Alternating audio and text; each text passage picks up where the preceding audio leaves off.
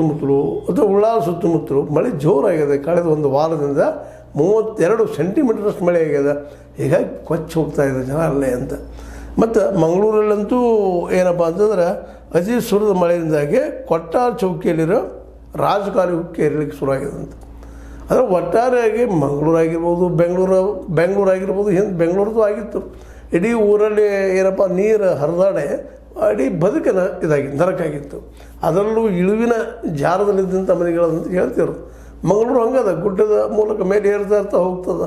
ಅಲ್ಲಲ್ಲೇ ತಗ್ಗಳಿದ್ದಾವೆ, ನೀರು ಎಲ್ಲಿ ಹಿಡಿತದೆ ಗೊತ್ತಾಗೋದಿಲ್ಲ, ಏಕಾಏಕಿ ಬಂದುಬಿಡುವಂಥ ಸಾಧ್ಯತೆಗಳಿದ್ದಾವೆ. ಮಂಗಳೂರು ಪ್ರತಿ ವರ್ಷ ಅದು ಒಂದು ವರ್ಷ ಬಿಟ್ಟು ಒಂದು ವರ್ಷ ಮೇಲಿನಲ್ಲಿ ನೆರೆ ಹಾವಳಿಯಿಂದ ಅಥವಾ ನೀರಿನ ಹಾವಳಿಯಿಂದ ಮಳೆ ಹಾವಳಿಯಿಂದ ತೊಂದರೆ ಅನುಭವಿಸಿದೆ. ಇನ್ನು ನಾವು ನೋಡಿದ್ರೆ ಬಂದು ಸುಳ್ಳೇನಲ್ಲ. ಇನ್ನು ಈ ಮಳೆ ಇದೆ ಮುಂದುವರೆದ್ರೆ ಇದು ಎಲ್ಲ ರಾಜ್ಯದ ಎಲ್ಲ ಜಿಲ್ಲೆಗಳಿಗೆ ಮತ್ತು ದಕ್ಷಿಣದ ಎಲ್ಲ ರಾಜ್ಯಗಳಿಗೆ, ಇದು ಉತ್ತರದಲ್ಲೂ ಆಗೋದಿಲ್ಲ ಅಂತಲ್ಲ. ಹೀಗಾಗಿ ಮಳೆಯ ಆರ್ಭಟ ಜೋರ ಅಂತಂದ್ರೆ ನದಿಯ ಆರ್ಭಟನೂ ಅದ್ರ ಜೊತೆ ಹೆಚ್ಚಾಗ್ತದೆ.